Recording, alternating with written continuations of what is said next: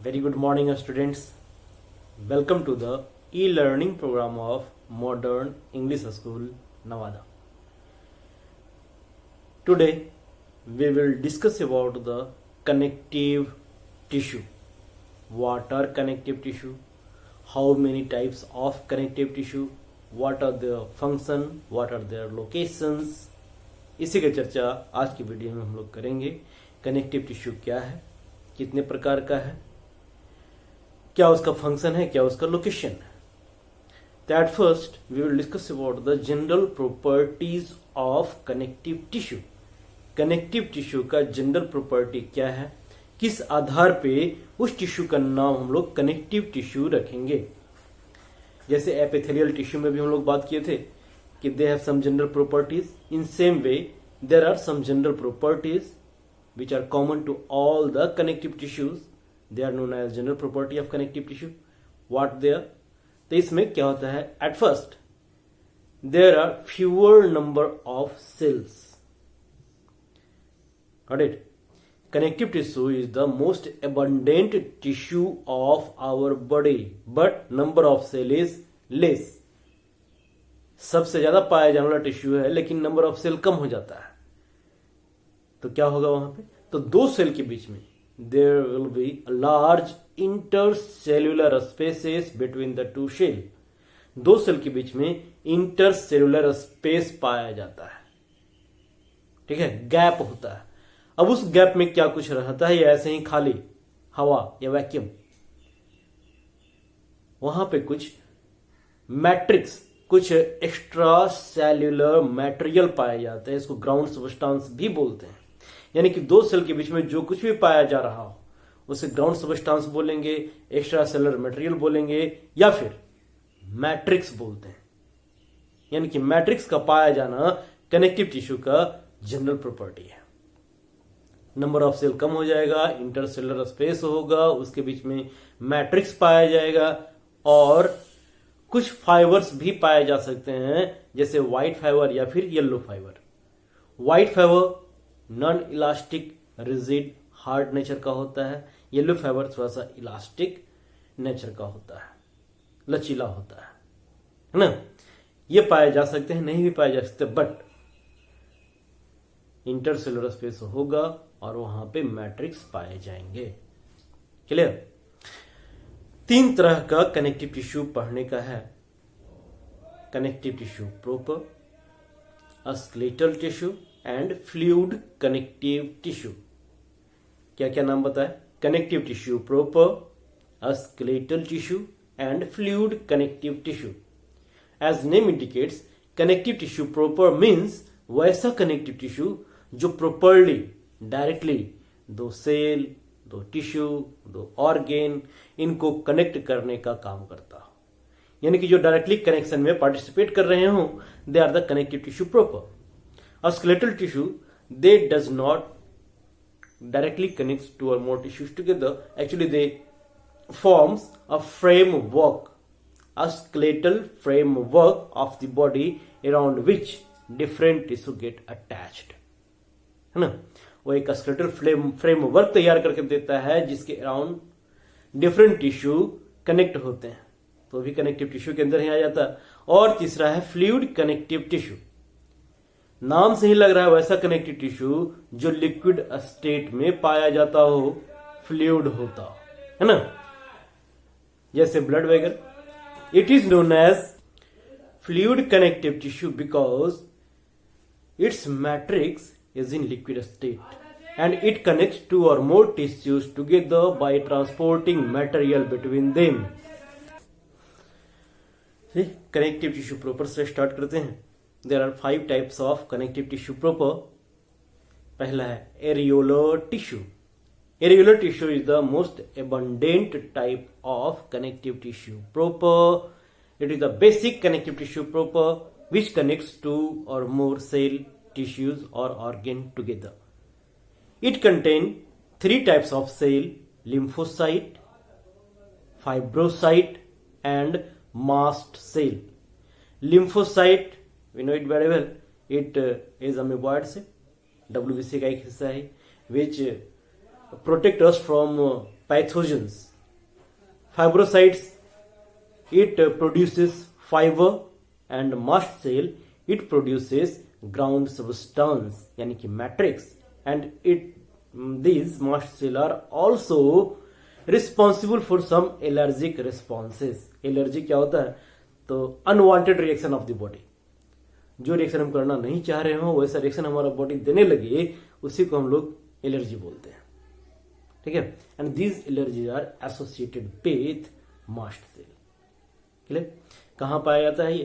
तो इसका लोकेशन होता है लगभग जितने भी ऑर्गन हैं उस ऑर्गन में ये पाया जाता है, क्योंकि ये दो सेल या दो टिश्यूज को कनेक्ट करने का काम कर रहा है और mostly these are found below our skin. Clear? Next one is the adipose tissue. The modified areolar tissue is known as adipose tissue. जहां जो एरियोलर टिश्यू था वो ये मॉडिफाई हो गया है। किस प्रकार का मॉडिफिकेशन? तो they are modified to store fat globules और फैट ड्रॉप्स। फैट ग्लोब्यूल्स को स्टोर करने के लिए मॉडिफाई हो गए हैं और उस प्रकार के मॉडिफाइड एरियोलर टिश्यू का नाम एडिपोज टिश्यू रख दिया गया। क्लियर? ये करता क्या है? तो चूंकि ये फैट को स्टोर कर रहा है तो they forms a insulating layer which protects us from heat cold and makes our body warm. Clear? जो ठंडे प्रदेश में पाए जाने वाले एनिमल्स होते हैं उनमें इसका लेयर थोड़ा सा मोटा हो जाता है एडिपोज टिश्यू का, जिसे एक नाम दिया गया है ब्लबर। क्लियर? कभी कभार ये हमारे बॉडी में स्टोर्ड एनर्जी के रूप में भी रहता है। स्टोर्ड एनर्जी कहने का मतलब फैट जमा है और फैट का इस्तेमाल हम लोग कर नहीं रहे, तो फैट जमा होते होते होते होते वो एनर्जी के रूप में स्टोर रहता है। इसका बाद में हम लोग इस्तेमाल कर सकते हैं, ठीक है। ये हमारे बॉडी को एक शेप देता है। जिनमें फैट होता है देखने में कुछ अच्छे लगते हैं, वो अगर फैट वगैरह ना हो तो उतना अच्छा नहीं लगता। क्लियर? नेक्स्ट है white fibrous tissue. White fibrous tissue में व्हाइट फाइबर का क्वांटिटी कुछ ज्यादा हो जाता है और बाकी सेल या मैट्रिक्स इनकी संख्या काफी कम हो जाती है, ठीक है। ये चूंकि व्हाइट फाइबर नॉन इलास्टिक और हार्ड प्रोटेक्टिव नेचर का होता है तो they are present around the vital organs like kidneys, cartilage, bone etc. to protect them. Bundles of white fiber is known as tendon and tendon joins bone to muscle. Next one is yellow fibrous connective tissue. As the name indicates, such type of connective tissue proper contain more number of yellow fibers. Yellow fibre की संख्या ज्यादा होती है, cell matrix इनकी संख्या काफी कम हो जाती है। इस प्रकार के टिश्यूज को हम लोग बोलते हैं येलो फाइब्रस कनेक्टिव टिश्यू। चूंकि येलो फाइबर पाया जा रहा है तो ये इलास्टिक नेचर का होता है ना, ज्यादा हार्ड या रिजिड नहीं होता। So such type of yellow fibrous connective tissue is present around blood vessels. Bundle of yellow fibers is known as ligament and they join bone to bone. जहां भी बोन टू बोन कनेक्शन है हर एक joints के पास, यहाँ पे ligaments पाए जाते हैं। क्लियर? एक है फिफ्थ नंबर जिसे रेटिकुलर टिश्यू बोलते हैं। These are the star shaped cells which are joint together to form a network. ये कुछ एक ऑर्गन में ही पाए जाते हैं, जैसे कि बोन मैरो हो गया, लिम्फ नोड हो गया, है ना, स्प्लीन हो गया, इन जगहों पे ये पाए जाते हैं। लीवर हो गया, इन जगहों पे वो पाए जाते हैं, बाकी जगहों पे इनका लोकेशन इंडिकेट नहीं है। क्लियर? चलिए इसके बाद हम लोग देखते हैं आगे skeletal tissue. A skeletal tissue is hard connective tissue which forms framework of the body. Body का फ्रेमवर्क तैयार करता है जिसके ऊपर डिफरेंट टिश्यूज कनेक्टेड रहते हैं, ज्वाइंट रहते हैं, अटैच्ड रहते हैं। करेक्ट? हमारे बॉडी में दो प्रकार के स्केलेटल टिश्यू है, एक है बोन और दूसरा है कार्टिलेज। ठीक है? अब ये जो स्केलेटल टिश्यू है उसमें भी जो कनेक्टिव टिश्यू का प्रॉपर्टी हो पाया जाता है, मींस नंबर ऑफ सेल कम होते हैं और इसके बीच में इंटरसेलुलर स्पेस ज्यादा होता है और उस स्पेस में मैट्रिक्स पाए जाते हैं, बट वो मैट्रिक्स होता है solid. Means a skeletal tissue contains solid matrix and just imagine solid matrix के अंदर कोई सेल सर्वाइव कैसे करे? They cannot survive in solid matrix. Got it? So they contain a fluid-filled spaces in between those solid matrix. Got it? Solid matrix है, उस solid matrix के बीच बीच में कहीं कहीं पे फ्लूइड फिल्ड स्पेस होता है। उस फ्लूइड फिल्ड स्पेस को हम लोग नाम दिए हैं लैकुनी, और उस लैकुनी के अंदर स्केलेटल टिश्यूज के सेल्स पाए जाते हैं, यानी कि कार्टिलेज का भी सेल हो या बोन का सेल हो, they must be present inside a fluid filled space called लैकुनी। Clear? बस यही है उसका बेसिक स्ट्रक्चर। सॉलिड मैट्रिक्स और उसके बीच बीच में लैकुनी का पाया जाना। Got it? अब इसी के आधार पे हम लोग कार्टिलेज और बोन का डिफरेंस समझते हैं, क्योंकि जब दोनों में एक चीज पाया जा रहा है फिर फर्क क्या है दोनों में। Got it? दोनों में चीजें होती हैं, सॉलिड मैट्रिक्स दोनों में, लैकुनी दोनों में, फिर भी फर्क है। एक है सॉफ्ट और दूसरा है काफी हार्ड, काफी रिजिड। जैसे ये देखिए, यहां भी हमारा ईयर में, नोज में, है ना, इसका अपना एक शेप है, बट ये मुड़ सकता है, ये इलास्टिक है, क्योंकि यहां पे कार्टिलेज। Got it? लेकिन जो बोन होते हैं, हमारे लार्ज बोन हैं, बड़े बड़े बोन हैं, ये नहीं मुड़ सकते because they are non elastic. Clear? Same चीज होने के बावजूद इतना फर्क क्यों है? तो फर्क होता है उस मैट्रिक्स में पाए जाने वाले कुछ साल्ट के कारण और कुछ प्रोटीन के कारण। राइट? कार्टिलेज का बात करें तो cartilage contains chondrin protein while bone contain ossein protein. Cartilage में कॉन्ड्रिन प्रोटीन होता है और बोन में ओसिन प्रोटीन होता है। क्लियर? इसी ओसिन और कॉन्ड्रिन के कारण उनकी प्रॉपर्टी बदल जाती है। दूसरा चीज, साल्ट का बात किया जाए तो बोन में कैल्शियम कार्बोनेट, कैल्शियम फॉस्फेट, ये पाए जाते हैं जो उसे और हार्ड एंड रिजिड बनाते हैं। इसमें कुछ इनऑर्गेनिक साल्ट्स पाए जाते हैं जो उतने हार्ड और रिजिड नहीं होते। क्लियर? सेल का बात, लैकुनी दोनों में। अब उस लैकुनी के अंदर जो सेल पाया जा रहा है कार्टिलेज के अंदर, तो कार्टिलेज के सेल को हम लोग कॉन्ड्रोसाइट नाम देंगे और बोन के सेल को हम लोग ऑस्टियोसाइट नाम देंगे। कार्टिलेज में लैकुनी, इसमें भी लैकुनी, इसके लैकुनी में जो सेल है उसका नाम कॉन्ड्रोसाइट और बोन में जो सेल है उसका नाम ऑस्टियोसाइट। क्लियर? फाइबर्स का बात किया जाए तो चूंकि कार्टिलेज इलास्टिक नेचर का है तो इसमें येलो फाइबर ज्यादा होगा, व्हाइट फाइबर कम। बोन का बात किया जाए तो इसमें व्हाइट फाइबर ज्यादा होगा और येलो फाइबर कम। ये हो गया डिफरेंसेस। एक और डिफरेंस, पार्टिकुलर डिफरेंस देखने को मिलता है, वो है हैवर्सिन केनाल। ठीक है? यानी कि बोन के बीच बीच में कुछ केनाल जैसे स्ट्रक्चर पाए जाते हैं, होलो स्पेस पाए जाते हैं, इसको कि हैवर्सिन नाम के साइंटिस्ट डिस्कवर किए थे। That's why it is named as Haversian canal. ये हैवर्सिन केनाल बोन में पाया जाता है, कार्टिलेज में नहीं पाया जाता। और इसी हैवर्सिन केनाल के अराउंड रिंग रूप में लैकुनी पाया जाता है बोन में। चूंकि इसमें हैवर्सिन केनाल है नहीं कार्टिलेज में, तो इसके जो लैकुनीज होते हैं वो स्कैटर्ड होते हैं, तो इसके लैकुनी को लैकुनी ही रहने दिए, और इसमें जो लैकुनी है उसको हम लोग कैनालिकुली नाम दे देते हैं कभी कभार। ठीक है? यानी कि इसमें हैवर्सिन केनाल के अराउंड पाया जाएगा लैकुनी और इसका लैकुनी होगा स्कैटर्ड। तो these are the differences of cartilage and bone. ठीक है? कार्टिलेज को सॉफ्ट बोन भी कहा जाता है कभी कभार, जैसे कि यहाँ है, इन सारी जगहों पे। ठीक है? चलिए अब आते हैं हम लोग fluid connective tissue. Fluid connective tissue क्यों बोला गया अभी हम लोग डिस्कस किए थे। Since they contain different types of cells, they contain matrix and those matrix are in liquid state. Due to that liquid matrix, it is known as fluid tissue, and since it connects two or more tissues together, so it is called fluid connective tissue. कैसे connect करता है ये? तो by transporting material between them. Got it? इसमें आता है blood, इसमें आता है lymph. Lymph is similar as blood except two things and those are the RBC and platelets. अगर हम लोग ब्लड को समझ लेते हैं तो लिम्फ भी समझना आसान हो जाएगा। ब्लड का अगर बात करते हैं तो ब्लड हमारा फ्लूइड कनेक्टिव टिश्यू है। चूंकि टिश्यू है तो इसमें सेल भी होंगे। It contain 3 different types of cells, RBC, WBC and platelets. You know it very well. इसे ब्लड कॉर्पसल्स भी बोलते हैं। And blood corpuscles forms about 45% of total blood volume. 55% of total blood volume is blood plasma.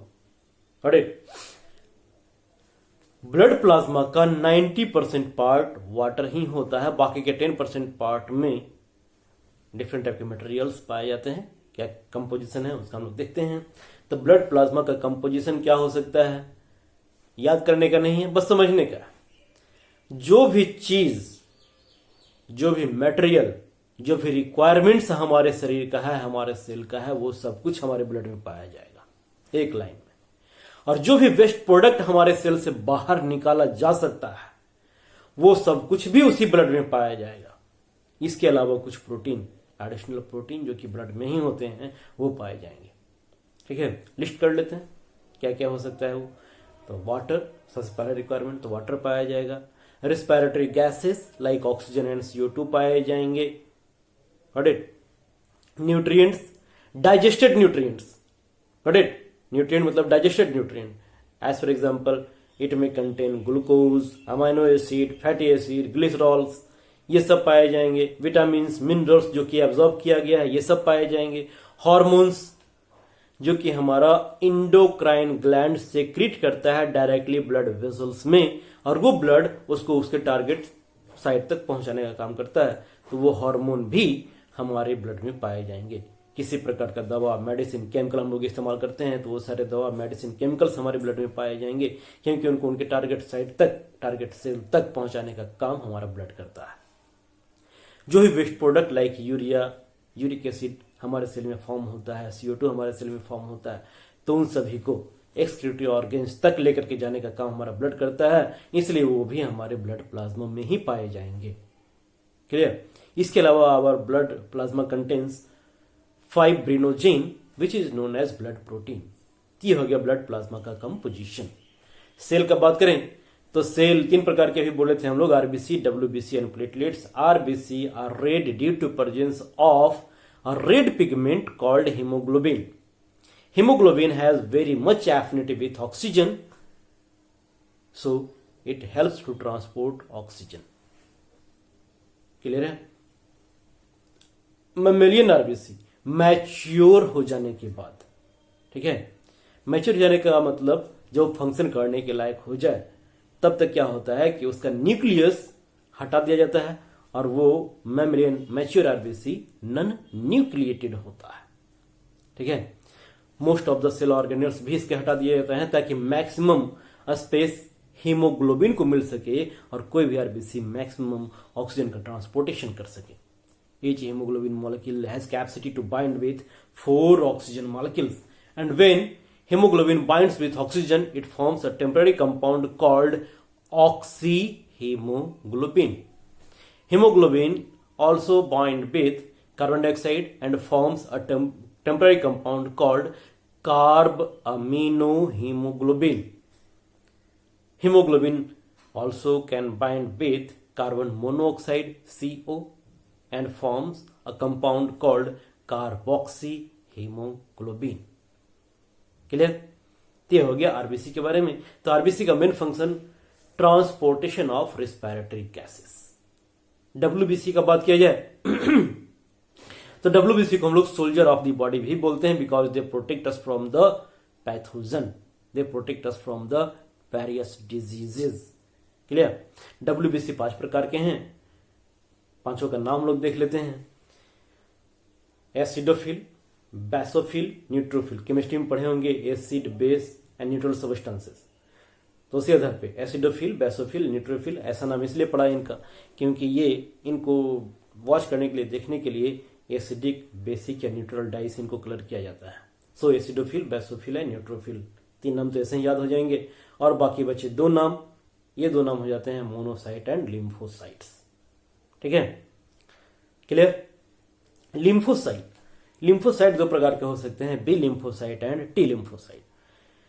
सारे के सारे blood cells, blood corpuscles bone marrow में ही बनाए जाते हैं, यानी कि उनका फैक्ट्री बोन मैरो में लगा हुआ है। Got it.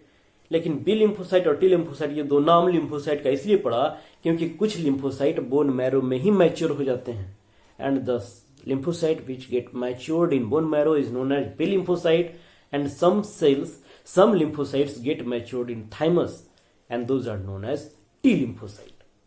Clear? T lymphocytes are phagocytic in nature, while B lymphocytes produces antibody against pathogen. Phagocytic nature का होता है T lymphocyte, neutrophil and monocyte. B lymphocyte produces antibody, ठीक है। इयोसिनोफिल, जिसे हम लोग एसिडोफिल बोलते हैं, they are related with some allergic reactions. इस प्रकार से ये सभी WBC, सभी व्हाइट ब्लड सेल्स मिलजुल करके हमारे बॉडी को प्रोटेक्ट करते हैं और एक साथ वो कहलाते हैं soldiers of the body. The last cell is blood platelets. Blood platelets ये भी हमारे ब्लड में ही पाए जाते हैं और इनका काम होता है to form blood clot during any cut और injury and prevents the blood loss. ये भी एक इंपॉर्टेंट काम है। क्लियर? अगर ब्लड के फंक्शन को समराइज किया जाए तो ये जितने भी फंक्शंस हम लोग देखे हैं, तीनों सेल का फंक्शन वो ब्लड का ही फंक्शन कहलाएगा।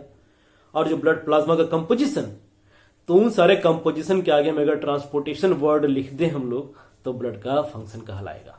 जैसे वाटर रहता है, ट्रांसपोर्टेशन ऑफ वाटर लिख दीजिए। इट कंटेन न्यूट्रिएंट, तो ट्रांसपोर्टेशन ऑफ न्यूट्रिएंट लिख दीजिए। इट कंटेन वेस्ट प्रोडक्ट, तो ट्रांसपोर्टेशन ऑफ वेस्ट प्रोडक्ट लिख दीजिए। इट कंटेन हार्मोन, तो ट्रांसपोर्टेशन ऑफ हार्मोन लिख दीजिए। तो these are the function of blood. इसके अलावा WBC भी है, तो it can fight against pathogen. Blood platelets भी है, तो it can prevent blood loss. तो इस प्रकार से ब्लड का फंक्शन हो गया।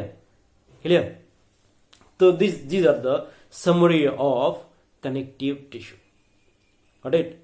कनेक्टिव टिश्यू को एक बार फिर से हम लोग देखते हैं, उसके प्रॉपर्टीज को, जो कि सभी में कॉमन था, और वो ये कि connective tissue contain fewer number of cell, large intercellular spaces, and in those intercellular spaces matrix या एक्स्ट्रा सेलुलर सबस्टांस में बी प्रेजेंट।